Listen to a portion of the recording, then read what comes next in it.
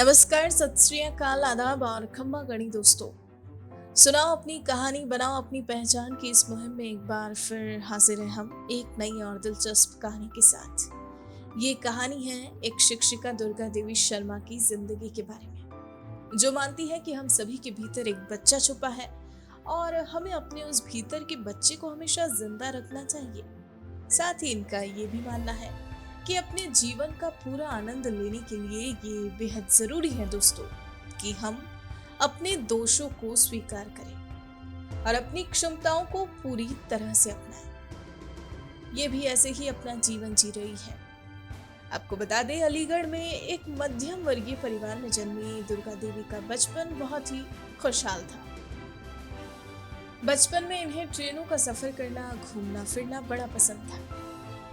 दोस्तों, बचपन के ऐसे कई सुहाने पलों के बारे में हम इनसे जानेंगे, लेकिन इससे पहले कि हम इनसे मुलाकात करें, आइए इनके इस खूबसूरत सफर से जुड़ी कुछ रोचक जानकारियां आपके साथ भी साझा कर लें।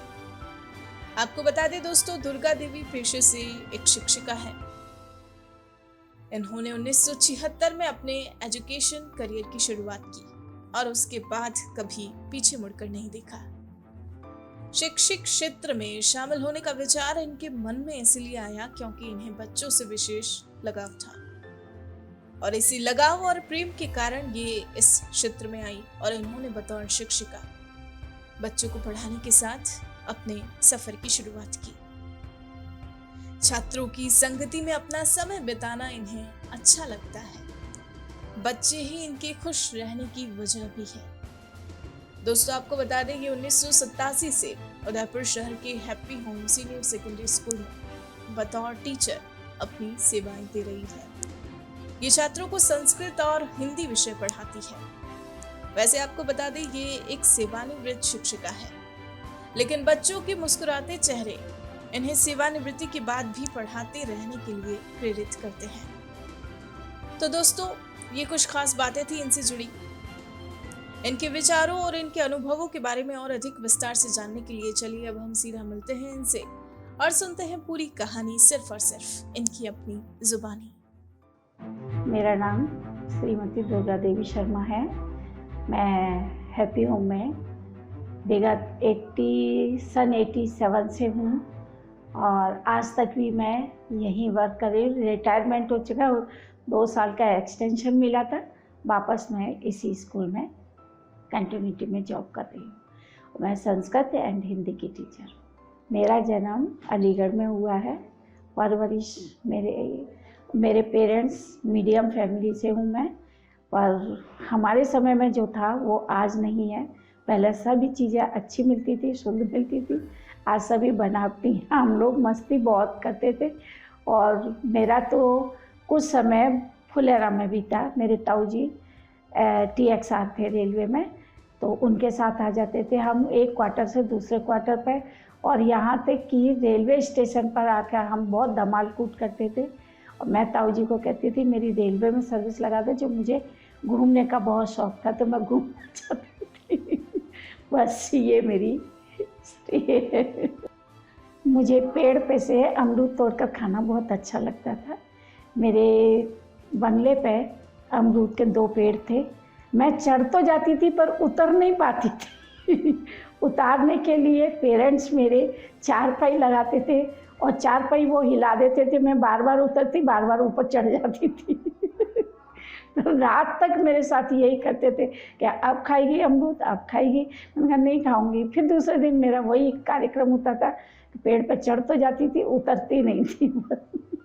मैं उदयपुर में आने के बाद 87 से कंटिन्यूटी में एजुकेशन से रिलेटेड हूँ और एजुकेशन में भी मुझे बच्चों के साथ स्कूल में टीचिंग जॉब करते हुए काफ़ी समय हो गया। और मैं बच्चों से इतनी अटैच हूँ कि जब मैं अगर बच्चों से के साथ मतलब छुट्टी ले लेती हूँ, अननेसेसरी अगर कोई छुट्टी होती है तो मुझे बहुत बुरा लगता है और बच्चों के बिना मैं नहीं रह सकती। भले ही चाहे कैसे भी बच्चे हों, मुझे बच्चों से इतना अटैचमेंट है कि स्कूल वाले बच्चे मुझे चाहिए कि उनके साथ कुछ मैं पढ़ा सकूं, कुछ उनको दे सकूं।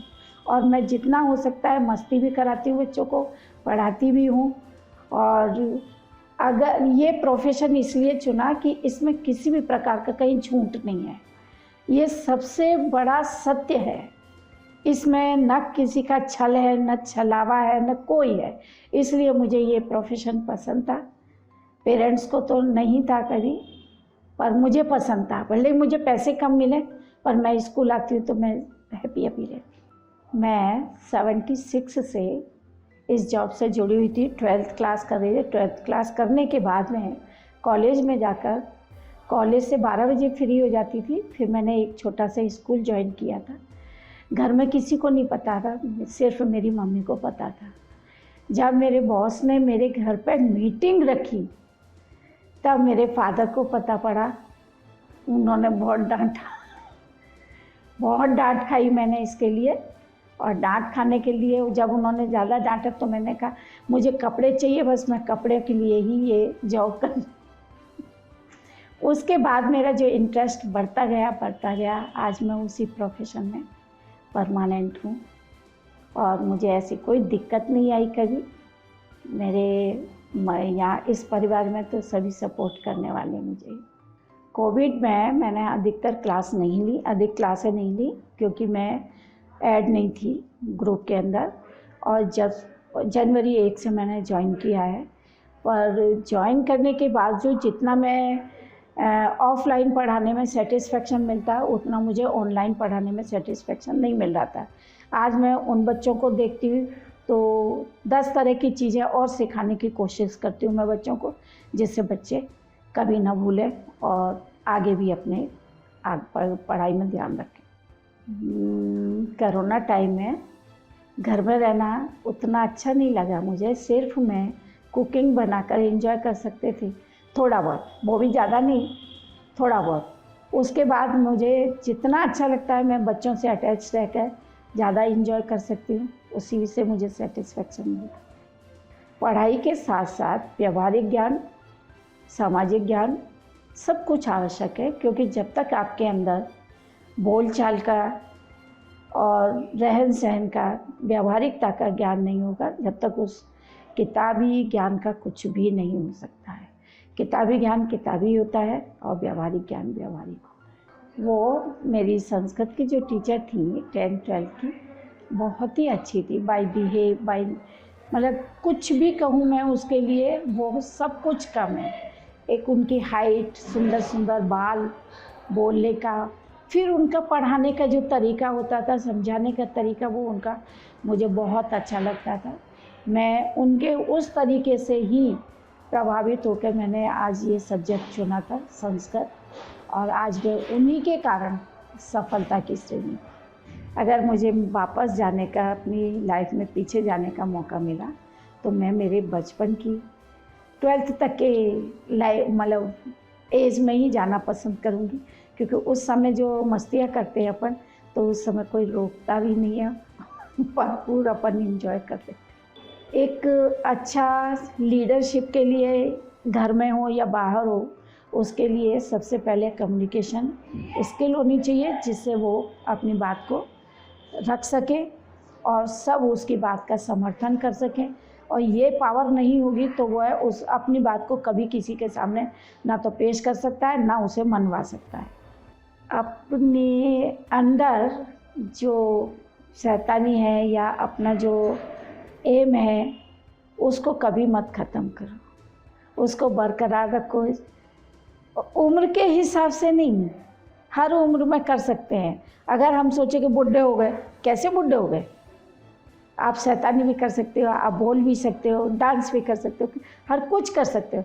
यानी अपने को एकदम इतना छोटा, अपने ऊपर अपना ध्यान रखोगे, ज़्यादा अपने ऊपर अपना ध्यान रखें अपन, तो कभी कोई भी ऐसा पॉइंट नहीं होगा जिससे आपको कहीं आगे किसी भी गलती का सामना करना। दूसरा उद्देश्य है मेरा कि कभी किसी को धोखा मत दीजिए। आप अगर गलती की भी है तो उसे एक्सेप्ट कर लीजिए।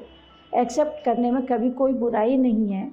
और एक झूठ बोलेंगे आप तो उसके लिए हमको 50 झूठ बोलने पड़ेंगे और वो झूठ पकड़ा जाता है, कितने भी बहाने बना लें। इसलिए एक झूठ पकड़वाने के लिए या झूठ के लिए 100 बहाने बनाने से अच्छा है कि सच्चाई को सामने ले आओ, कोई आपकी गर्दन नहीं काटेगा, कोई आपका कोई नुकसान नहीं पहुंचाएगा। म्यूजिक में इतना अच्छा तो मेरा गला वाला नहीं है, पर थोड़ा बहुत कर लेती हूँ।